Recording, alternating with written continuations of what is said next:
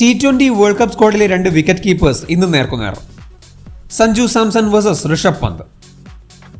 രണ്ട് താരങ്ങളുടെ ഫാൻസും ആവേശത്തോടെ കാത്തിരിക്കുകയാണ്. ഡൽഹിയുടെ തട്ടകത്തിലാണ് മത്സരം.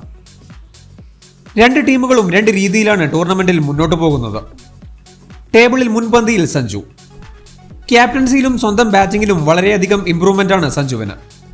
രണ്ടും ചർച്ചയായിട്ടുണ്ട്. അതുകൊണ്ട് തന്നെയാണ് T20 വേൾഡ് കപ്പിലേക്കും വിളി വന്നത്. എന്നാൽ പന്തിന്റെ കാര്യത്തിൽ അത്ര കൺസിസ്റ്റന്റ് അല്ല കാര്യങ്ങൾ.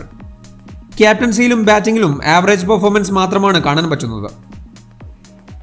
എന്നാൽ കഴിഞ്ഞ ഒരു വർഷത്തെ കാര്യങ്ങൾ പരിഗണിച്ചാൽ പന്തിന് കൈയടി കൊടുത്തേ തീരൂ.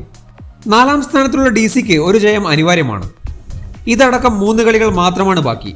10 പോയിന്റ് അവർക്കുണ്ട്. ഇന്ന് ജയിച്ചാൽ 12 പോയിന്റോടെ പ്ലേ ഓഫ് സാധ്യത നിലനിർത്താം. 4 കളികൾ രാജസ്ഥാന് ബാക്കിയുണ്ട്. ആദ്യ 2-ൽ 1 നേടാൻ തന്നെയാണ് അവരുടെ ശ്രമം.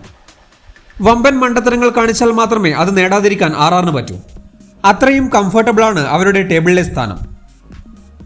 ഒരു മാച്ച് കൂടുതൽ കളിച്ച KKR ടേബിളിൽ ഒന്നാമതെത്തിയിട്ടുണ്ട്. ഇന്ന് ഡൽഹിയെ തോൽപ്പിച്ചാൽ 1ാം സ്ഥാനം RR തിരികെ പിടിക്കും. 249 ഈ വർഷത്തെ ഡൽഹിയിലെ average first innings total. Full മാച്ചിൽ 236. ഏത് തരത്തിലായിരിക്കും മത്സരം മുന്നോട്ട് പോകുക എന്ന് വ്യക്തമായി കാണും. ബട്ട്ലർ, ജയ്സ്വാൾ, സഞ്ജു എന്നിവരിൽ നിന്ന് വൻ സ്കോറുകൾ ഇന്ന് പ്രതീക്ഷിക്കാം. മറുഭാഗത്ത് പന്തും മഗ്ഗക്കും വാർണറും. വേരിയേഷനുകൾ ഉപയോഗിക്കുക എന്നതാണ് ബൗളേഴ്സിന് ചെയ്യാനുള്ളത്. അക്ഷറിനും കുൽദീപിനുമെതിരെ 120-നടുത്ത് മാത്രമാണ് സഞ്ജുവിന്റെ സ്ട്രൈക്ക് റേറ്റ്. 3 തവണ വിക്കറ്റും കൊടുത്തു. ഈ ഒരു ബാറ്റിൽ കളിയിൽ ഇമ്പോർട്ടന്റ് ആയിരിക്കും. ലെഗ് സ്പിന്നേഴ്സിനെതിരെ അത്ര നല്ല റെക്കോർഡല്ല DC ബാറ്റേഴ്സിന്. ചാഹലിനും കളിയിൽ നിർണായക സ്വാധീനമുണ്ടാകും.